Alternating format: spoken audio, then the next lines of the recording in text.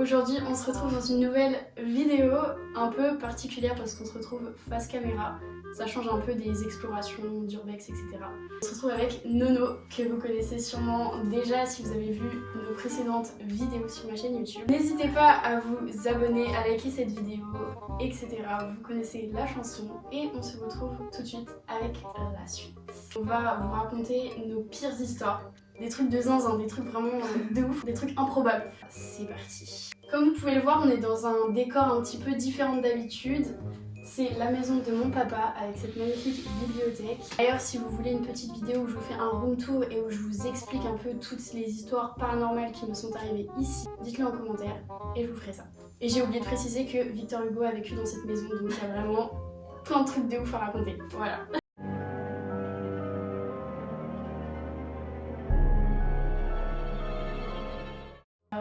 Avec Nono, ça fait super longtemps qu'on se connaît. Genre, je pense depuis la maternelle, on se connaît. En plus, faut préciser qu'on est voisines. Quand on était petites, vraiment, on avait juste à traverser la rue en fait et on se voyait genre. Donc on se voyait vraiment très souvent. Et ben voilà.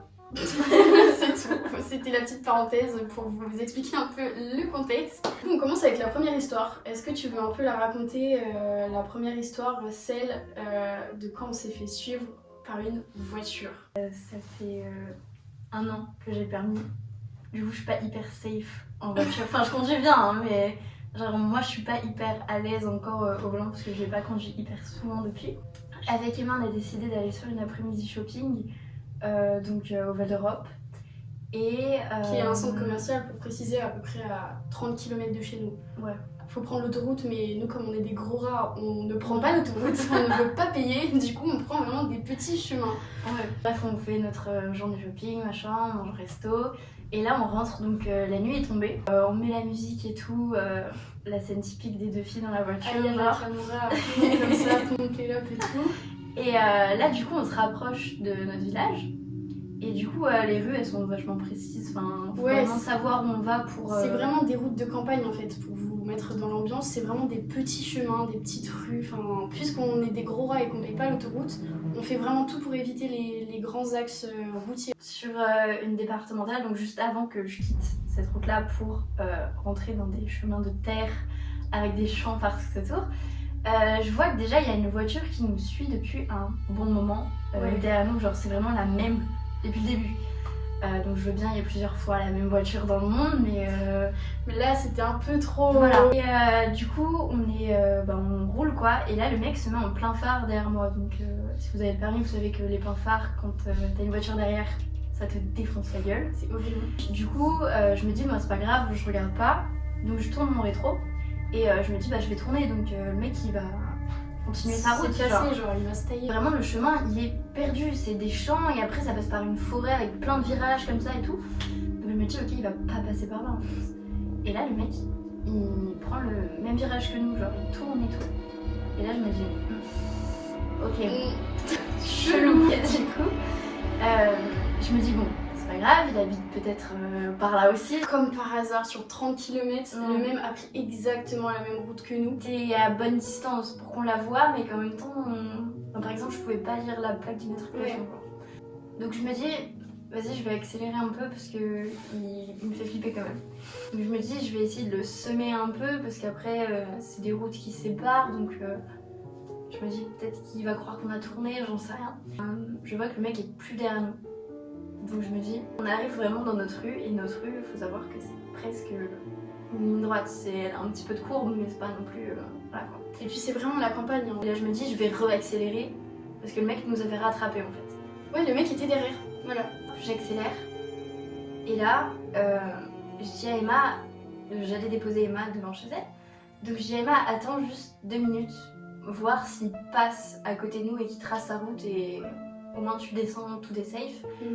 Sinon, on va attendre. Donc là, je reverrouille la voiture pour être sûre qu'elle était bien restée verrouillée et tout. On baisse le son. Ouais, on a éteint la musique carrément, on l'a enlevée. Et les phares arrivaient au loin. Et là, je me dis, ok, il va peut-être passer à côté de nous, peut-être que c'est notre voiture, je sais pas. Je vois que la voiture, elle tourne à l'intersection avec le rond-point. Moi, genre les gros phares rouges de stop là quand on recule. Le mec, il arrive avec sa voiture là à fond. Et là, au moment où on passe à côté de nous, parce que j'étais un peu montée sur le trottoir parce que la rue est étroite. Et là, au moment où on passe à côté de nous, il ralentit. Et vraiment, il nous regarde. Et hop, il accélère, genre il part en trombe. Et là, avec les mains, on s'est regardé en mode... Bizarre. Genre, le mec nous avait effectivement suivi depuis 30 km. Genre, il a suivi vraiment le même itinéraire que nous, de A à Z. Vraiment, trop bizarre. Ou alors on s'est juste fait des gros films et le mec voulait juste rentrer chez lui tranquille et comme par hasard il habite à côté de chez nous. Mais je vous avoue que ça fait vraiment beaucoup de coïncidences quoi. C'est que peut-être le mec nous avait repéré sur le parking depuis le début. Peut-être qu'on l'avait pas remarqué au début et que voilà, il voulait nous suivre, il a vu qu'on était deux jeunes filles, etc. N'hésitez pas à nous dire dans les commentaires si vous avez des théories, voilà, si vous avez des petites idées, on sait jamais. Donc on passe tout de suite à la deuxième histoire. C'est parti.